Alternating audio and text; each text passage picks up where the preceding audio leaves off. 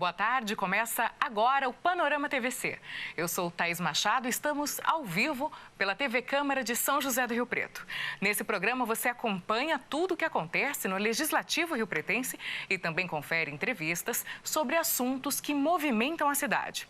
Hoje, você vai saber como foi a reunião que debateu a convocação de professores que prestaram concurso público na Prefeitura de Rio Preto.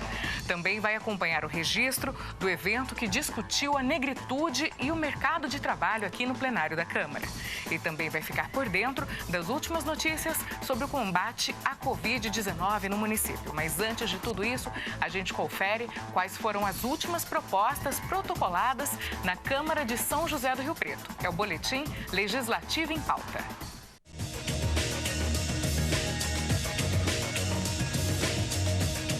Olá, vamos conferir agora os documentos protocolados aqui na Diretoria Legislativa da Câmara Municipal de São José do Rio Preto. Foi protocolado um veto total do Executivo ao projeto de lei 57/21 do vereador Bruno Moura, que fala sobre a instituição do programa de integridade nas empresas contratadas pela administração pública do município. Foram protocolados também 31 requerimentos, 71 indicações e 10 moções. Todas essas propostas, esses documentos, podem ser consultados no site da Câmara Municipal, riopreto.sp.leg.br. Jaqueline Casanova para a TV Câmara, o canal do Legislativo.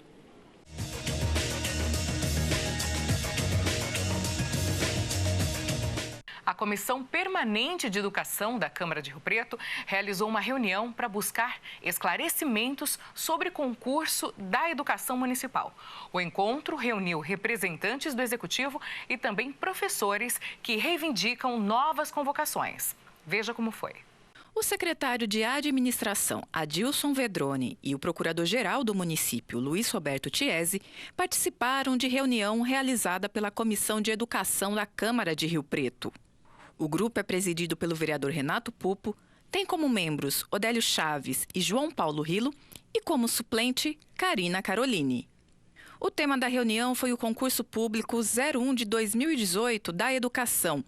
Professores que prestaram o exame questionam o prazo final do certame e reivindicam novas convocações.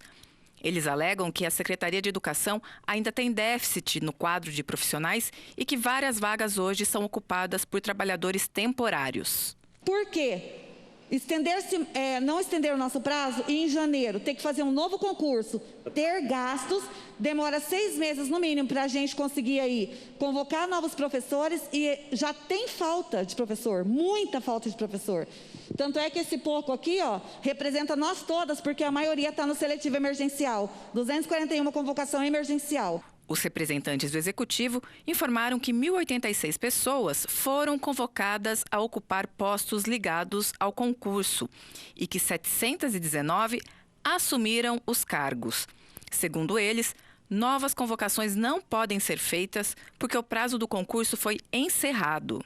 Houve uma pandemia e esse concurso, gente, está encerrado, expirado. Não dá para fazer mais nada em relação a esse concurso. Queiram vocês ou não, tenham interpretação diferente ou não, a administração, de forma, eu acho, unânime, inclusive com o jurídico, com a administração, com o prefeito, suspendeu o prazo de validade do concurso em 28/5 e retomou o prazo a partir de 1 de janeiro de 2021. Portanto, o prazo expirou em 7/8 de 2021. Diante das perguntas dos professores, Adilson Vedroni e Luiz Roberto Tiesi também destacaram que a suspensão do prazo de validade do concurso e a retomada do processo ficaram atreladas a determinações federais e ao prazo de calamidade pública da União. A matéria de validade de concurso público, nós não podemos disciplinar ela por decreto municipal. A suspensão da validade ficou condicionada à calamidade federal e não a calamidade municipal. Para a Prefeitura, no âmbito administrativo, a situação do concurso está concluída. Para a administração, esse foi o entendimento. E esse entendimento está consolidado. É claro, é direito de toda e qualquer pessoa se socorrer do judiciário e a gente, vindo uma ordem judicial em sentido contrário, nós vamos cumprir. Então, a situação é essa. Não tem mais como criar expectativas em relação ao concurso, administrativamente falando, de 2018. Bem, nós estamos em novembro, mês da consciência negra, e um evento foi realizado aqui no plenário da Câmara e recebeu representantes de entidades e especialistas no assunto. A Escola do Legislativo promoveu o ciclo de diálogo com o tema Negritude e o mercado de trabalho. A iniciativa faz parte do Novembro Negro em Rio Preto, movimento que promove ações de conscientização acerca dos desafios e conquistas da população negra. Fizeram parte da mesa de autoridades o presidente do Conselho Afro e idealizador do projeto Negrário, Elias Daroque Viana, o assessor da Secretaria de Políticas para Mulheres, Raça e Etnia e chefe do Núcleo de Enfrentamento ao Preconceito, Demécio Rodrigo da Silva. O chefe de gabinete da Secretaria do Trabalho e do Emprego, Paulo Perso da Costa, a pesquisadora de carreiras, Ariane Antônia dos Santos, a assistente social do CIEE, Miriam das Graças Oliveira, e representando a Comissão de Igualdade Racial da OAB Rio Preto, Lívia Maria de Carvalho. Reflexões sobre o que é o racismo, estereótipos e oportunidades estiveram na pauta do evento. A importância dele é ampla, é muito grande a importância. Tendo em vista que nós apresentamos aqui dados da nossa Prefeitura de São José do Rio Preto e apresentamos dados que hoje a Prefeitura de Rio Preto é composta maciçamente por pessoas brancas. A porcentagem de pessoas negras são menos de 10% hoje apresentado num censo livre que nós fizemos aqui na Prefeitura e provavelmente o ano que vem nós vamos fazer outro censo, aqui esse vai ser por decreto ou por lei para que todas possam responder e aí nós temos a exatidão desses dados. E aí com esses dados, com esse tipo de evento que teve aqui hoje, nós podemos fazer e propor políticas públicas de cota, política de enfrentamento ao racismo, como a Secretaria de Trabalho já vem fazendo, indo aos cantos, todos os 4 cantos da cidade, nos 4 núcleos e fazendo balcões de emprego. A Secretaria da Mulher vem fazendo oficinas na Rede Refúgio e em outros lugares para atender a temática que foi apresentada aqui hoje. A gente no Conselho Afro sempre está trazendo essa necessidade de interação entre os setores, primeiro, segundo, terceiro, porque apesar do poder público ser o responsável pelas medidas, por alavancar essas medidas, o terceiro setor e o segundo setor são o final da ponta. Então, quando há interação, quando essas 8 secretarias, é lógico, tem mais secretarias além, mas 8 estão especificamente trabalhando em conjunto, mais as entidades, mais a própria sociedade civil também entrando no Novembro Negro, a gente dá um recado muito grande de que responsabilidade social é uma responsabilidade de todos, né? Igualdade racial, responsabilidade de todos. Inclusive, eu agradeço sempre a parceria aqui da Câmara, né, que vem acatando nos dando espaço, acatando os nossos pedidos e dando abertura para a pauta da igualdade racial em São José do Rio Preto. O presidente do Conselho Afro fala também da importância do engajamento da sociedade. Tanto aqueles que já são lideranças, que estão ativos, mesmo que sejam de outras lutas, de outras áreas, quanto aquelas pessoas que se sentem desprovidas do conhecimento necessário para agir e ser liderança, para que elas venham e talvez a partir do Novembro Negro elas deem um passo a mais a estarem ativas, a estarem atuantes dentro da pauta da igualdade racial. A participação da sociedade, na verdade, é a principal razão disso aqui existir. A gente faz para que a sociedade de Rio Preto se conscientize. Além das reprises na programação da TV Câmara, o conteúdo deste e de outros eventos na Câmara de São José do Rio Preto também ficam disponíveis na íntegra nas redes sociais, YouTube e Facebook. E a CIRP, Associação Comercial e Empresarial de Rio Preto, realiza neste sábado, dia 27 de novembro, um evento sobre empregabilidade e mercado de trabalho. Os palestrantes convidados são 2 profissionais negros, a Joyce Ribeiro, jornalista e escritora, e o Luciano Machado, que é engenheiro civil. Além das palestras, estão previstas apresentações musicais e degustação de comida afro-brasileira. O evento, no formato presencial, acontece a partir das 7 horas da noite, na Jusesp Rio Preto. O endereço é Rua Itália, número 565, na Vila Sinibaldi. A atividade é totalmente gratuita e as inscrições podem ser feitas pelo Simpla ou pelo telefone. É o 997750710. Vou repetir o telefone de inscrição, ok? É o 997750710. E o endereço eletrônico para que a inscrição seja feita online está aí na tela.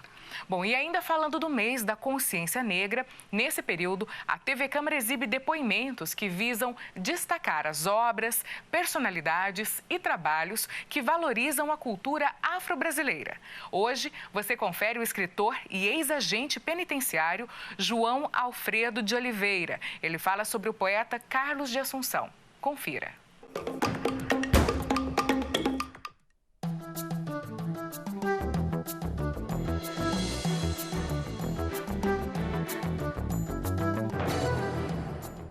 Eu sou João Alfredo de Oliveira, nascido no dia 31 de janeiro de 1965.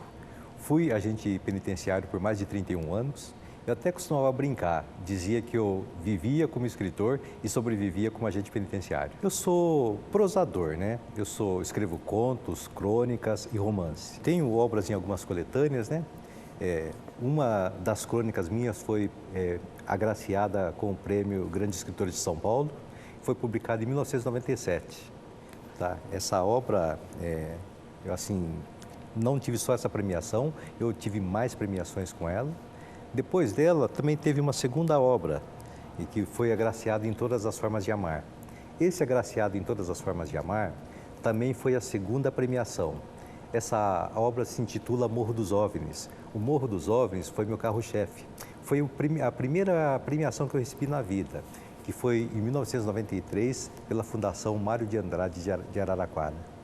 Hoje eu estou aqui para indicar Carlos de Assunção, um poeta contemporâneo nosso, negro. Hoje é um dos grandes poetas nossos. Mas a obra dele me tocou bastante pelo fato dela retratar muito a questão racista, a questão da dificuldade, a questão que o negro enfrentou no começo do século passado. Inclusive, vou terminar com um poema de Carlos de Assunção. É um poema que me toca bastante. Toca pela questão racial que ele enfrentou no começo do século passado e que a gente vivencia até hoje. Eu sou Carlos de Assunção, sou irmão de todo mundo é meu irmão, mas o racista não. O recado final que eu deixo é da importância da literatura. A gente sabe que a literatura é que move um povo e principalmente deixo para a comunidade negra. Muitas vezes na correria do dia a dia acaba não dando vazão, nem a leitura e nem a escrita. Deixo para as crianças, para o jovem em casa, para que de fato busque o caminho da literatura, da leitura ou a arte que melhor lhe convier.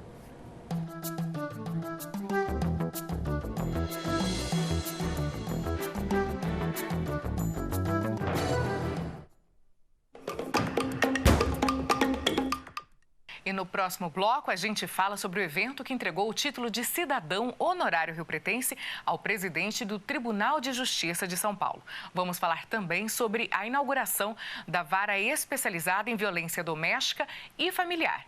O programa Panorama TVC faz um breve intervalo e a gente volta já.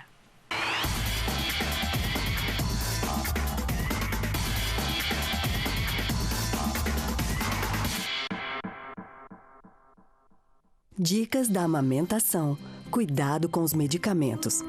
Existem medicamentos e algumas substâncias, como fitoterápicos e cosméticos, que são contraindicados durante o período de amamentação. Por isso, consulte sempre um profissional de saúde. Amamente até os 2 anos ou mais. Nos 6 primeiros meses, dê somente o leite do peito. É lei em Rio Preto. Conheça as leis aprovadas pela Câmara que foram feitas para melhorar a qualidade de vida de toda a população. Os objetivos, justificativas e punições previstas na legislação municipal. Saiba quais são as obrigações e direitos dos governantes e dos habitantes de nossa cidade. É lei em Rio Preto, todos os dias na TV Câmara, o canal do Legislativo.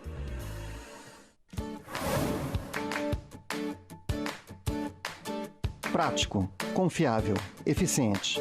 Este aplicativo é um espaço aberto para o cidadão registrar sugestões, denúncias, críticas, elogios, entre outras manifestações. Entre e fique à vontade. O primeiro passo é clicar no campo destacado acima para conhecer os serviços disponíveis. Depois, basta escolher a opção mais adequada à sua necessidade. Ao selecionar o serviço desejado, é hora de preencher o formulário com dados pessoais. Em caso de denúncia, serão dadas orientações sobre o procedimento. Aqui você tem facilidade para ler notícias do MPF, localizar a unidade mais próxima, conferir o portal da transparência ou tirar dúvidas no Ajuda. MPF Serviços. Exerça sua cidadania.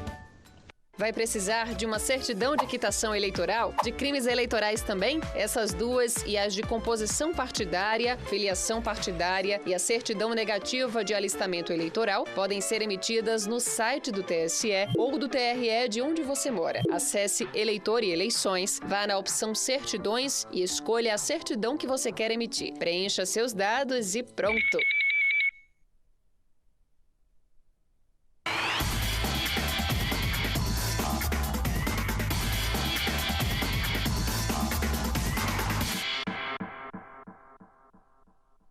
Estamos de volta.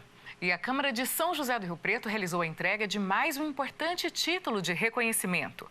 O título de cidadão honorário riopretense é uma maneira de prestigiar o trabalho de pessoas que tenham se dedicado a atuar de forma exemplar e de pessoas que tenham prestado relevantes serviços à cidade, ajudando no desenvolvimento e na promoção do bem comum. Veja quem recebeu essa honraria pública. A Câmara de São José do Rio Preto realizou a entrega do título de cidadão honorário riopretense ao desembargador Geraldo Francisco Pinheiro Franco, presidente do Tribunal de Justiça de São Paulo. O homenageado foi procurador do Estado, juiz substituto da 25ª Circunscrição Judiciária, com sede em Ourinhos, e juiz efetivo do Tribunal Regional Eleitoral. Depois foi promovido para o Tribunal de Alçada Criminal e então se tornou desembargador do TJ São Paulo. Geraldo também foi presidente da Seção de Direito Criminal da Corte no biênio 2014-2015 e corregedor-geral da Justiça Paulista no biênio 2018-2019. Como presidente do Tribunal de Justiça de São Paulo, viabilizou para São José do Rio Preto a conversão do anexo da Vara de Violência Doméstica em varas especializadas em violência doméstica e familiar e da mulher com juiz titular. O ato solene foi promovido durante a cerimônia de instalação do órgão. Essa solenidade de hoje ela faz parte de um plano grande em termos do Estado de São Paulo, não é? Um Estado com 320 comarcas, que o Tribunal tem um trabalho muito efetivo, não é?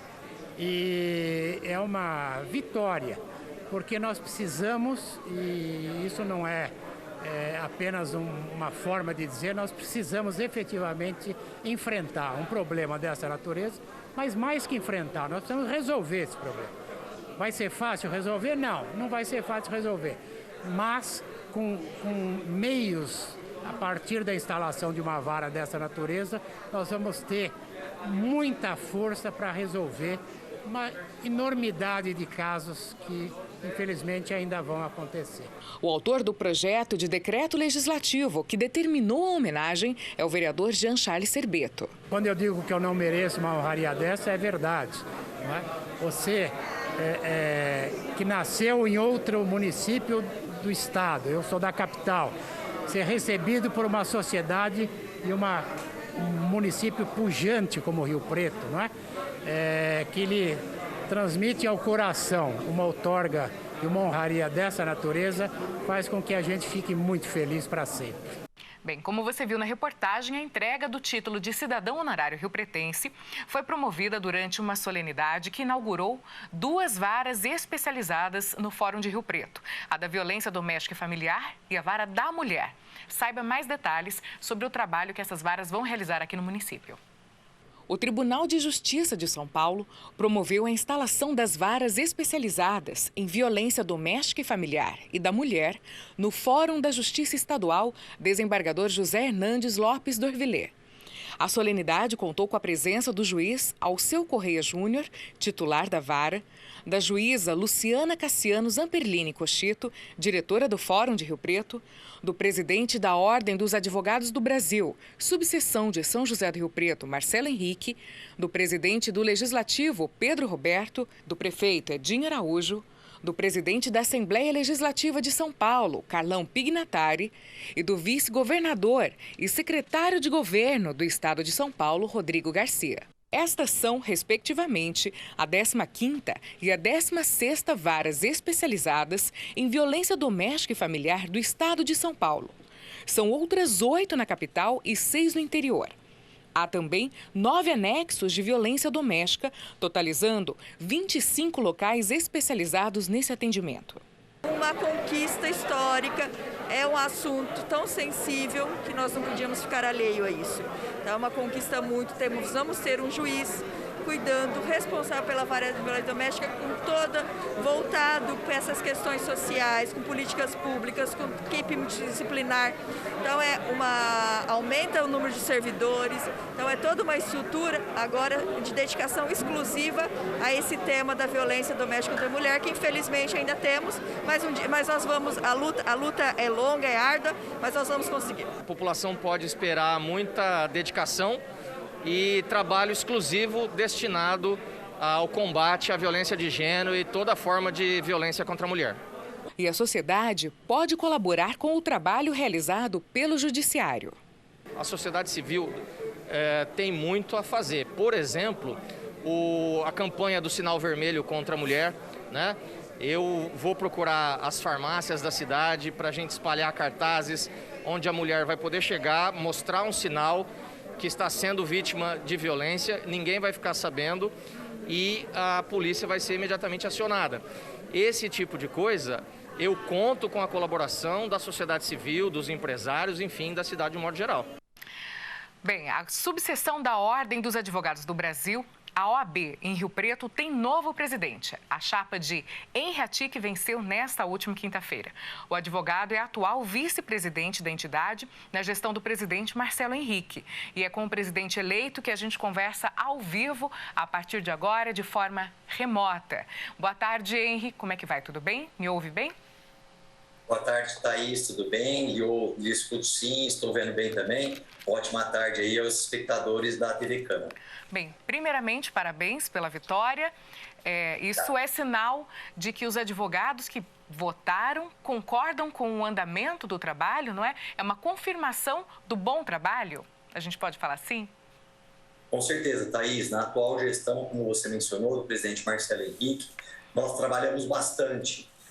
E, claro, né, nós fizemos uma composição da atual chapa vencedora nas eleições ontem, que mesclasse a possibilidade da experiência que eu desenvolvi como atual vice-presidente na gestão, mas também com uma renovação, porque os 4 outros componentes da chapa eleitos, não é, como diretores, a Isabela, o Davi, a Nayara e o Robson, nunca foram diretores de nenhuma entidade, muito menos da OAB. E, portanto, a gente faz essa mescla, né, da experiência com a juventude e a vontade de trabalhar, buscando, né, como foi a nossa proposta principal, consolidar o bom trabalho que foi feito, mas continuar trabalhando e inovando e transformando a nossa OAB. Bem, para quem não é advogado, vamos explicar brevemente como funciona o trabalho da OAB, né, a atuação da instituição e o que ela representa, né, para toda a sociedade.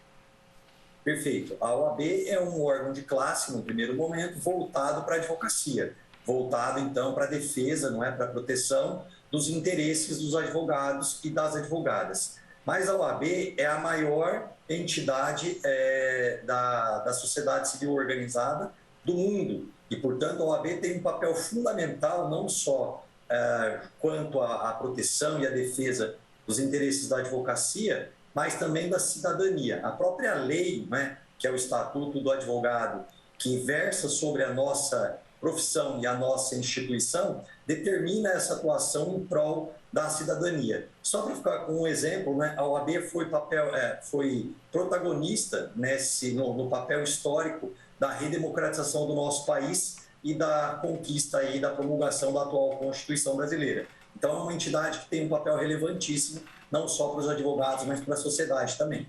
E quantas cidades a subseção de Rio Preto alcança? E isso significa, em média, quantos advogados? Perfeito. Nós temos a 22ª subseção da OAB São Paulo, que é a nossa subseção aqui, sediada em Rio Preto, por óbvio, né, Rio Preto faz parte da subseção e são mais 11 municípios. São 4 comarcas e, ao todo, 11 municípios. E nós temos aí mais de 6.300 advogados hoje filiados à nossa subseção. E como é feita essa votação? Ela foi presencial? O comparecimento é obrigatório? O comparecimento é obrigatório, ele é passível, né, de multa de até 20% do valor da anuidade, mas existe, infelizmente, uma abstenção muito grande à votação da nossa instituição. A votação foi presencial lá na sede da OAB, na Brigadeiro Faria Lima, aqui em Rio Preto, e foi por urna eletrônica, tanto para São Paulo, que nós tivemos também a votação para seccional São Paulo no mesmo dia, quanto para a subseção, portanto, aqui para a sede Rio Preto. Bom, aí no início da nossa entrevista, o senhor mencionou a composição da chapa, falando que pessoas que nunca ocuparam cargos assim de diretoria e de representatividade em outras entidades também fazem parte. A partir de agora, como é que vocês vão se organizando para estabelecer também quem vai estar à frente de cada núcleo de atuação da OAB? Porque são diversos núcleos. Perfeito. Nós tínhamos já um planejamento prévio, né? Mas, claro, esse planejamento era bem inicial e incipiente, afinal de contas, nós trabalhamos bastante na campanha, acreditávamos sim muito na vitória, mas não íamos, né, contar a vitória antes da hora, então não faria sentido que nós distribuíssemos já qual papel cada um teria. Mas a própria lei, o próprio Estatuto da Advocacia, ela já determina qual é o papel do presidente, qual é o papel do vice-presidente, do secretário-geral adjunto e tesoureiro. E, portanto, a própria lei já determina isso, mas aí ao longo das primeiras reuniões nós também vamos complementando, né, a atividade de cada um, até porque eu, como atual vice-presidente, tive a oportunidade de ter um presidente que distribuiu funções, que não concentrou, não é, tudo isso só nas suas próprias mãos, e pretendo aí na minha gestão como presidente a partir de 1º de janeiro fazer da mesma forma. Todo mundo que quiser trabalhar, inclusive advogados e advogadas que sequer participaram da eleição, todo mundo que quiser trabalhar pela OAB e pela classe vai ser muito bem-vindo. Bem, o senhor já colocou aí que existe um plano, não é, de ideias e de ações. Estão previstas mudanças? Dá para adiantar algumas delas para a gente? Com certeza, Thaís. Nós temos assim, como eu falei, eu acredito que o trabalho vem sendo bem feito. Mas uma instituição tão grande, numa classe tão extensa, não é, tão numerosa como é a classe da advocacia, sempre há uma série de demandas que precisam ser cumpridas. Então, nós temos alguns pilares, não é, da nossa gestão, aquilo que a gente pretende fazer.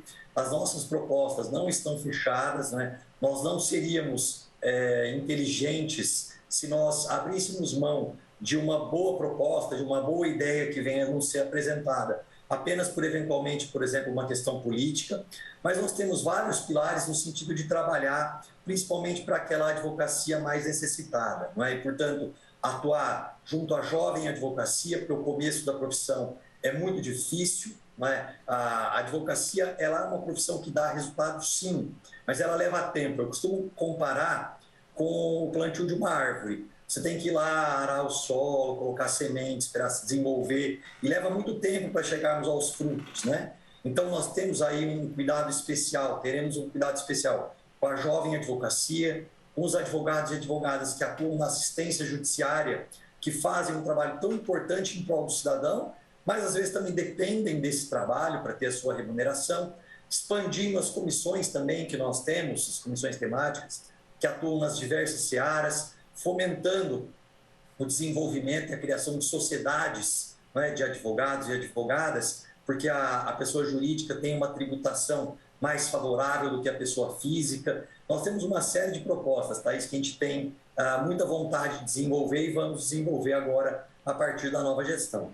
Bem, o senhor pontuou aí a questão da jovem advocacia. O senhor também tem atuação na docência, não é? É professor universitário também, na graduação de Direito. Essa vivência junto aos jovens, junto aos estudantes, também traz alguns insights? Sem dúvida nenhuma, Thaís. Eu tenho ali a proximidade para ver a realidade, não é? Tanto do jovem estudante, que do dia para a noite, não é? Depois da formatura e na aprovação do exame de ordem, se torna jovem advogado, jovem advogada. Então, mesclar essas duas experiências Eu advogo há mais de 18 anos, eu dou aula há mais de 18 anos, até nós tivemos uma situação aqui em Rio Preto bastante lamentável, porque um dos grupos de oposição, enfim, ao invés de apresentar propostas, resolveram, não é apenas e tão somente atacar a atual gestão, o que a gente lamenta muito, mas com certeza a mescla, né, dessa experiência como professor e como advogado e como gestor de ordem também vai com certeza contribuir para a visão que eu tenho para atuar para esses que tanto precisam. Perfeito. Henrique, quero agradecer a sua participação aqui no programa Panorama TVC e parabenizar não só a sua vitória, mas de toda a chapa e de todas as pessoas envolvidas. Que São José do Rio Preto continue contando com a atuação da OAB no município. Thaís, eu que agradeço o convite e tenho certeza que a Ordem dos Advogados do Brasil está com as portas escancaradas para toda a advocacia e para todo cidadão riopretense da nossa região. Obrigada mais uma vez, uma ótima tarde. Para vocês também. O Panorama TVC faz um breve intervalo e no próximo bloco a gente fala sobre saúde. Fique com a gente, voltamos já.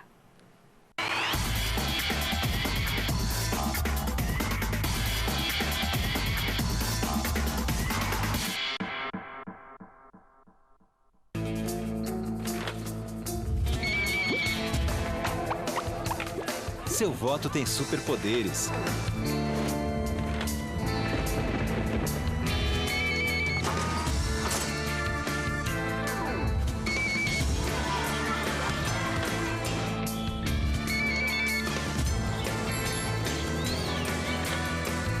Procure um cartório eleitoral, tire o seu título e faça a diferença. A turma da democracia, hein? Preconceito é inimigo da democracia.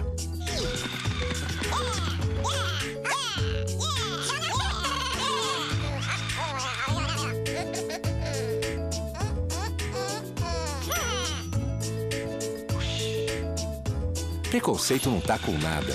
Um país democrático sabe conviver com as diferenças. Afinal, democracia é todo dia.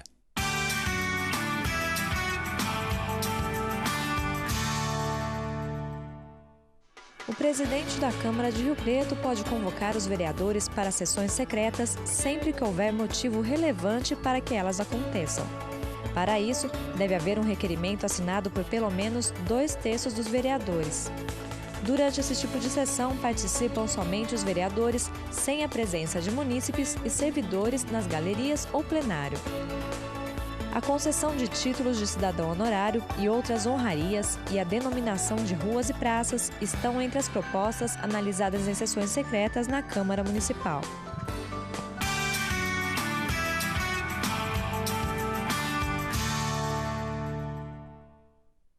A turma da democracia em...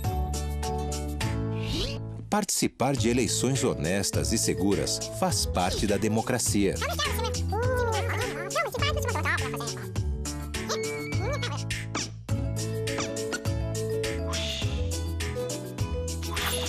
O sistema eleitoral brasileiro é um dos mais seguros do mundo e isso é essencial para manter nossa democracia. Afinal, democracia é todo dia. A turma da democracia em... Ouvir e respeitar opiniões divergentes faz parte da democracia.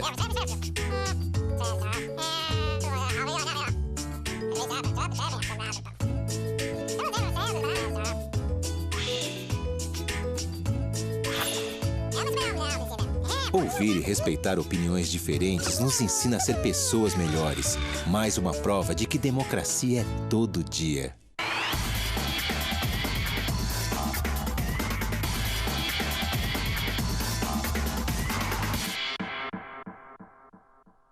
Panorama TVC está de volta, muito obrigada pela audiência, aqui na TV Câmara de São José do Rio Preto. E a gente abre esse bloco falando sobre o mutirão do diabetes, que vai atender de graça a população em Rio Preto. Eu converso sobre esse assunto com o médico endocrinologista Marcelo José de Grande Maciel, que é coordenador do mutirão. Doutor Marcelo, muito obrigada pela participação aqui no programa, muito boa tarde. Boa tarde a todos vocês, eu agradeço a oportunidade de estar aqui falando um pouco tanto do mutirão como dessa doença com vocês. Bom, o diabetes é um dos grandes problemas da saúde pública no Brasil. Queria que o senhor falasse um pouquinho a respeito dessa doença e, de forma breve, quais são as formas de diabetes. Sim, é o que você falou, é uma verdadeira pandemia, né, para usar o termo que vem sendo bastante usado. E 50% dos pacientes que têm diabetes não sabem que tem a doença. Então, nós só vamos saber se esse paciente está ou não acometido fazendo exames. Então, o mutirão ele vem para tentar alertar as pessoas, também para estar atendendo essas pessoas sobre a doença. O diabetes tem dois tipos principais, né? O tipo 1 e o tipo 2. O tipo 1 é um diabetes que acontece geralmente em crianças, adolescentes, alguns adultos jovens, em que o nosso organismo ele começa a destruir o nosso pâncreas e ele para de produzir a insulina, que é o hormônio responsável para colocar o açúcar para dentro da célula. E no diabetes tipo 2 é quando, com o passar dos anos, devido a estilo de vida inadequado, alimentação inadequada, ganho de peso, mesmo genética, nosso pâncreas ele vai, entre aspas, cansando e ele vai diminuindo essa produção de insulina e a glicemia aos poucos vai subindo no sangue e o paciente se torna diabético. Então, tipo, quando o nosso organismo destrói o nosso pâncreas, o tipo 2 ele vai cansando com o passar do tempo. E o diabetes é uma doença silenciosa, doutor Marcelo, ou tem sinais e sintomas evidentes? Sim, ela é silenciosa. Esse é o principal fato de 50% dos pacientes não saberem que tem diabetes. Quando o diabetes começa a dar sintomas, é quando essa glicemia já está bastante alterada. E grande parte dos estudos mostram que para ter esses sintomas podem durar de 8 a 10 anos. Então, o paciente ter já há 8 a 10 anos a doença sem saber que possui essa doença. E quando tem os sintomas, né, quais são? Visão turva, começar a tomar muita água, fazer muito xixi, perda de peso. Então, esses são os mais clássicos assim, relacionados ao diabetes. E quais são as principais complicações para aquela pessoa que demora a identificar a doença ou então que não trata adequadamente? Então, quando a gente tem problema do pâncreas, que deixa de produzir a insulina, esse açúcar ele começa a se acumular no sangue. Então, esse açúcar acumulado no sangue começa a afetar alguns órgãos. Por exemplo, se afeta o vaso da cabeça, pode dar um AVC, um derrame. Se pega o vaso do coração, um infarto. Se pega o vaso do olho, perder a visão. Se pegar o vaso do rim, perder o rim e parar de funcionar, tem que passar a fazer hemodiálise. O vaso da perna pode ter problema de amputação, tem que amputar. No homem pode ter também a questão da ereção. Então, assim, são diversas complicações relacionadas à doença e que mexe muito com a qualidade de vida do paciente. Mas há tratamento? Sim, sim. Hoje em dia nós temos vários tipos de tratamentos para diabetes. Isso evoluiu muito nos últimos 10 anos. E a questão mesmo é tentar conscientizar a população para a doença e também estimular nossos amigos médicos a estar tratando essa patologia de uma maneira mais intensiva, uma maneira mais integral, para que os pacientes não sofram dessas complicações. Bem, segundo pesquisas recentes, pelo menos 12 milhões de pessoas convivem com essa doença, não é? E aqui em Rio Preto, especificamente, quase 30 mil pessoas usam medicamentos específicos para controlar o diabetes e retiram esse medicamento, inclusive, nas unidades de saúde. Queria conversar com o senhor a respeito desse cenário, esses números tão importantes e preocupantes. O que contribui para que esse cenário se estabeleça? O senhor já apontou aí a questão da falta de exames preventivos, a questão da qualidade de vida também deve influenciar bastante, eu acredito? Sim, e se não fosse já tão preocupante os números, a tendência é aumentar cada vez mais. É um aumento muito grande que você vê ano a ano e nós não estamos conseguindo, pelo menos, estabilizar o nível. É sempre mais alto. E é o que nós já conversamos, a questão da estilo de vida adequado, falta de atividade física, alimentação. Hoje, a qualidade dos alimentos, a gente tem que dar uma abordagem melhor, o tipo de carboidrato, o tipo de gordura que você come.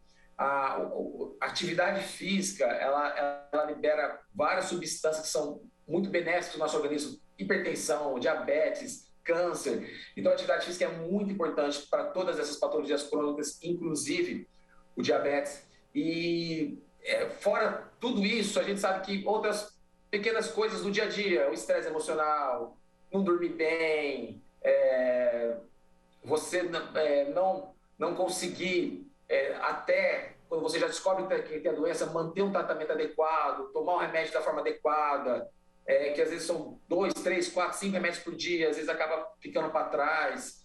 Então, tudo isso é um pouquinho que você vai juntando, no final das contas, levam às complicações que nós temos hoje do diabetes. Da readequação alimentar e de outros hábitos, o processo acaba sendo complicado para reverter, né, o quadro da doença. E sobre esse mutirão que vai ser realizado nesse final de semana, qual é o principal objetivo do evento? É focar na prevenção e diagnóstico? E quais as outras metas que vocês têm durante a realização desse evento? O mês de novembro é o mês que nós temos o Dia Mundial do Diabetes, né? Então, nós pegamos o mês, criamos essa data para tentar, primeiro, chamar a atenção sobre a doença, que pode causar as complicações. Segundo, chamar a importância da questão da prevenção, que melhor ainda é a prevenção, e de que é uma doença silenciosa, e trazer o público para que o que não tem diabetes, mas tem diabetes na família, tem alguns sintomas, ou tem curiosidade, venha até o mutirão, fazer um exame de ponta de dedo. E aqueles que já têm diabetes, eles vão ser ali avaliados, o pé para ver se tem alguma alteração da sensibilidade.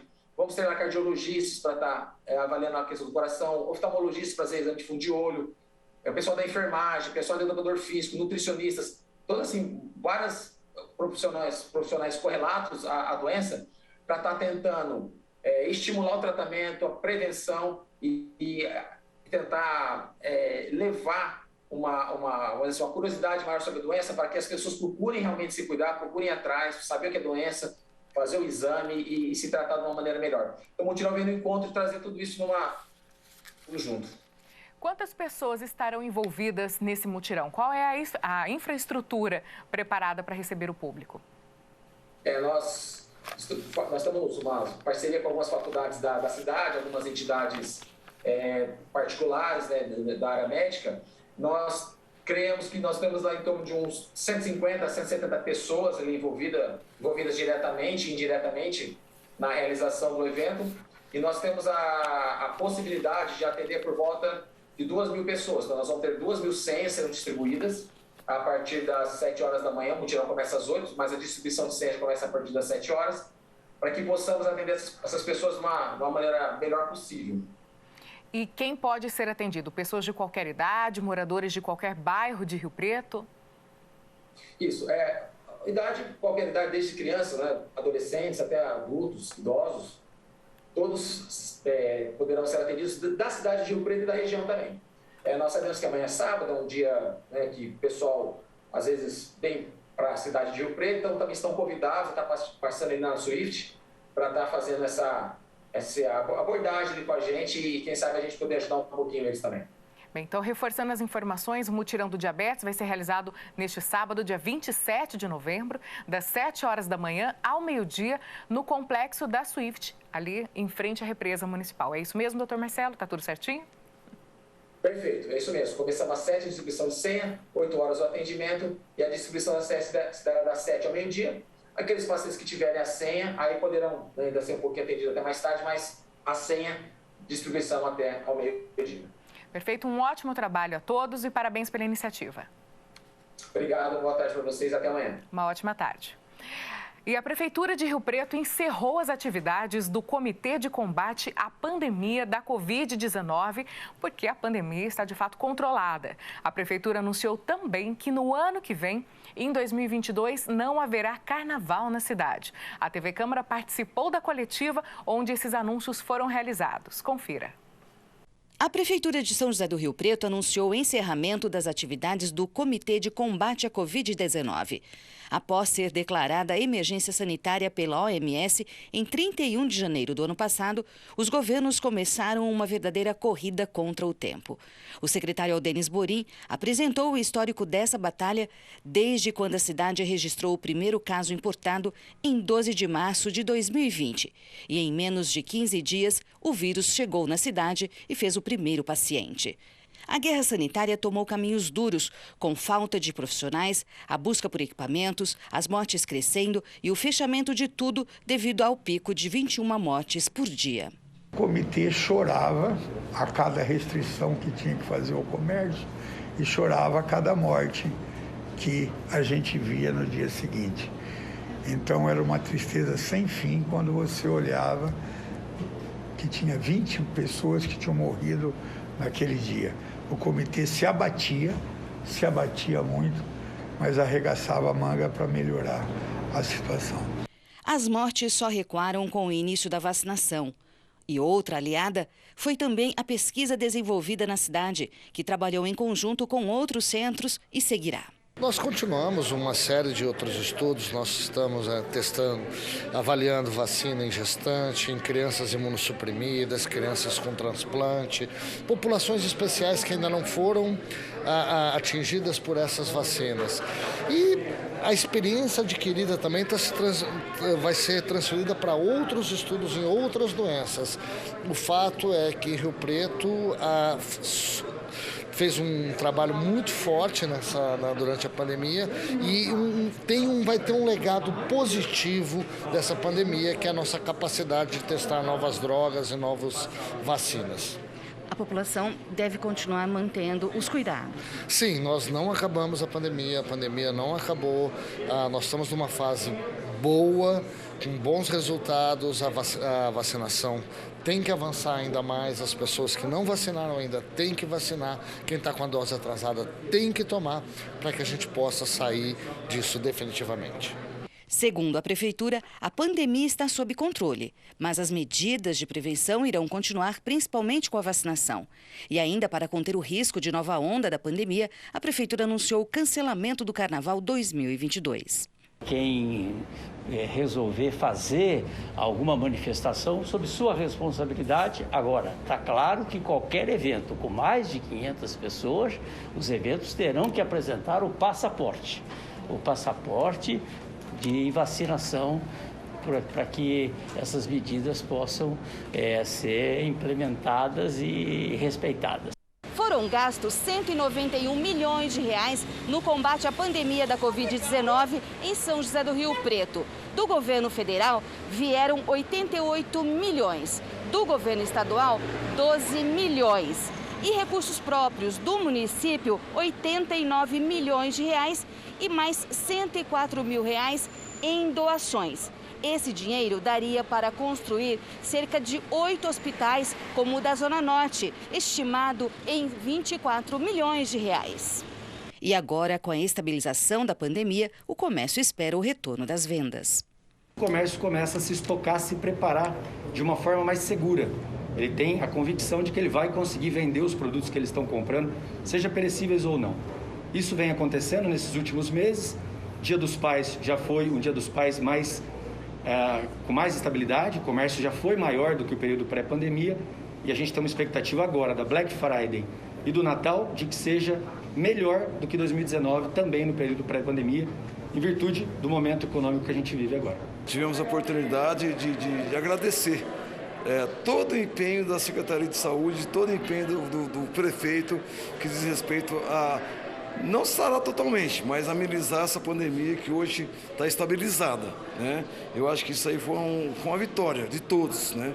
Teve aquelas pessoas que não entenderam, mas hoje viu que a medida certa foi a que o Executivo tomou junto com a Secretaria de Saúde. Nós temos que parabenizar todo o empenho que foi feito pela equipe da saúde, pela Prefeitura, pela Câmara, porque foi momentos difíceis, decisões difíceis, que não agradou a todos, porque, que nem eu disse, toda decisão que causa um impacto gera muitas discussões, muito descontentamento, mas em todo momento, todos nós pensamos na saúde pública, em ajudar a maioria das pessoas a manter-se viva, a ter a sua saúde preservada de um vírus tão letal, tão fatal.